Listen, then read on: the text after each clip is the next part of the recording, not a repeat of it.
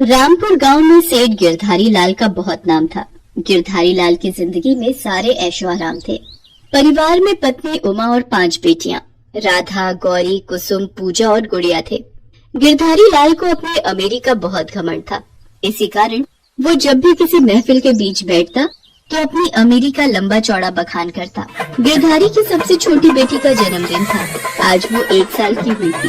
अरे तुम देखना ज्ञानचंद, मैं अपनी 5 बेटियों की शादी इतने धूमधाम और शान से करूंगा कि रामपुर गांव क्या, आसपास मीलों दूर गांव के लोग देखते रह जाएंगे।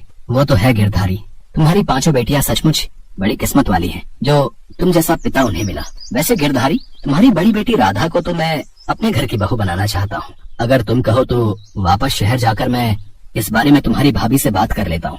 ये तो बहुत बढ़िया बात कह दी तुमने ज्ञानचंद। सूरज और राधा बिटिया को बड़ा होने दो, हम धूमधाम से दोनों की शादी करेंगे। उस दिन गिरधारी लाल सचमुच बहुत खुश था। उसके पास सब कुछ था। सब मेहमानों के जाने के बाद उमा अपनी 5 बेटियों को सुला देती है। चलिए आप भी सो जाइए, थक गए होंगे, सुबह से कितनी भाग दौड़ कर ली। उमा, अरे अपनी बेटियों के लिए ही तो कर रहा हूँ सब कुछ। वैसे ज्ञानचंद ठीक कह रहा था, हमारी 5 बेटियां सचमुच बड़ी नसीब वाली हैं। उमा, हम अपनी बेटियों को खूब अच्छे से पाल पोस कर बड़ा करेंगे, फिर बड़े बड़े अमीर खानदान हमारी बेटियों के लिए रिश्ता मांगेंगे।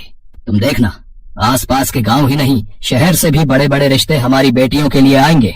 तुम देखना, मेरी बेटियों को देखते ही सब कहेंगे ये 5 तो अमीर सेठ गिरधारी लाल की बेटियां हैं। गिरधारी लाल खुशी से अपनी बात कह ही रहा था कि अचानक भूकंप आ जाता है। सब तरफ हाहाकार मच जाता है। भूचाल आने से सब कुछ तबाह हो जाता है। घर के घर टूट जाते हैं। उमा अपनी 5 बेटियों को साथ लिए गिरधारी को ढूंढ रही थी, पर उसका कहीं भी कुछ पता नहीं चला। वो रोती बिलखती गांव के पास बने टेंट में पहुंचती है। भैया, आपने कहीं मेरे पति को देखा है?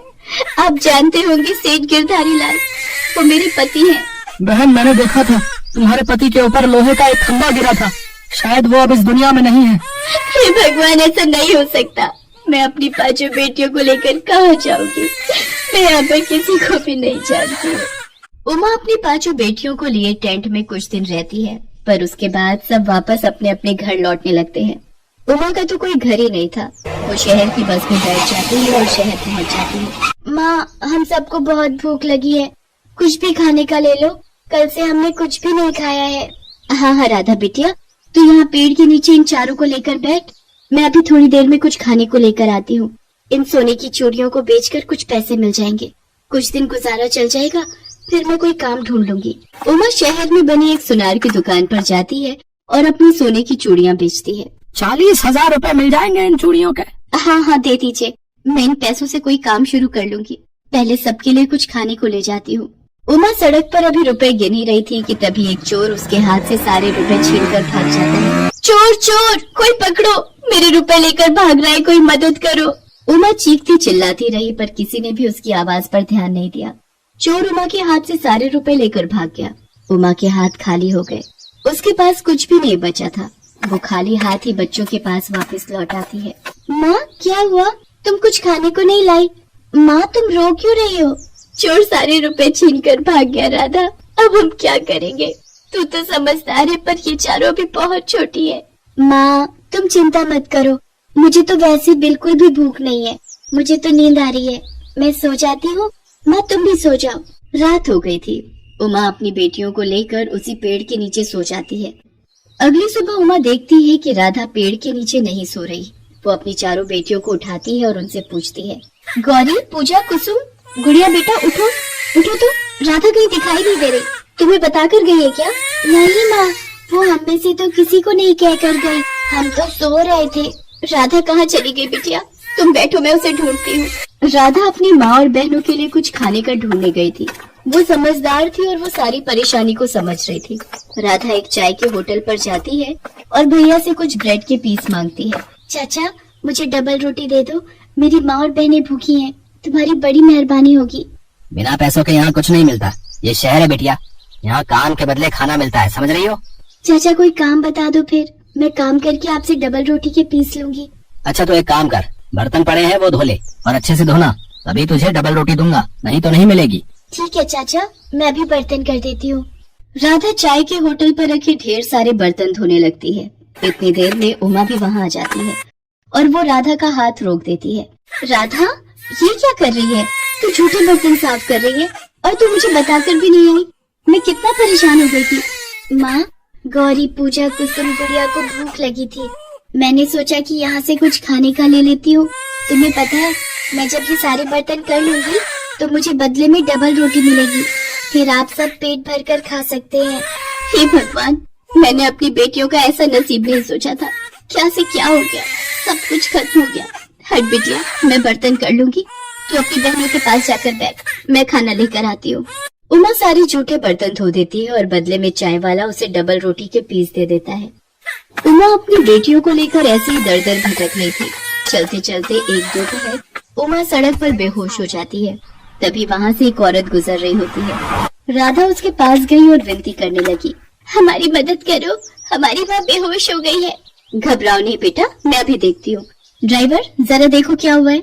मैडम, लगता है गर्मी से बेहोश हो गई है, इन्हें हॉस्पिटल ले जाना पड़ेगा। बच्चों, तुम मेरी गाड़ी में बैठो, मैं तुम्हारी माँ को हॉस्पिटल ले चलती हूँ। वो औरत एक एनजीओ चलाती थी जहाँ पर वो गरीब और बेसहारा लोगों को पनाह देती थी। उस औरत की मेहरबानी से उमा और उसकी बेटियों को रहने की जगह मिल जाती है। आपका बहुत बहुत शुक्रिया, आपने मेरी इतनी मदद की। मैं यहाँ रहकर अपनी बेटियों को पाल पोस कर बड़ा कर सकती हूँ।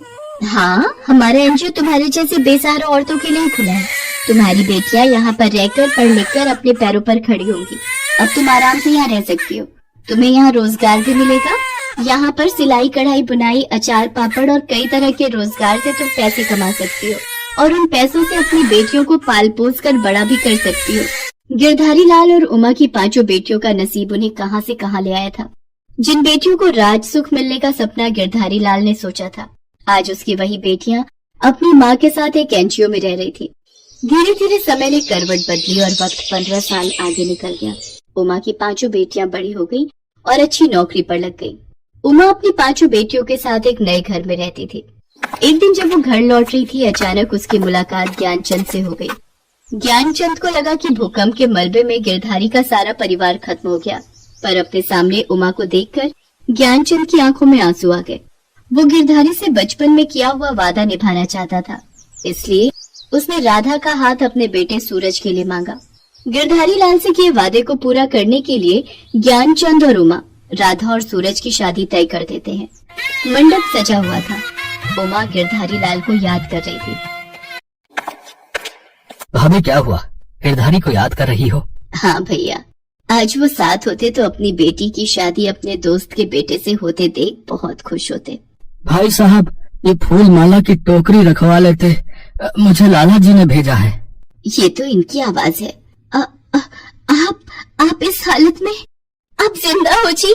गिरधारी, तू जिंदा है? तो इस हालत में? उमा, ज्ञानचंद, उमा तुम जिंदा हो? मुझे तो पता चला था तुम और मेरी पांचों बच्चियां उस मलबे में दब गई हैं। हे भगवान, तेरा लाख लाख शुक्र है, मेरा परिवार तूने मुझे उनसे मिलवा दिया। गिरधारी उस दिन नसीब के लिखे पर विश्वास कर लेता है। वो उमा के साथ मिलकर अपनी बड़ी बेटी राधा को आशीर्वाद देता है और अपनी पांचों बेटियों को गले से लगा लेता है।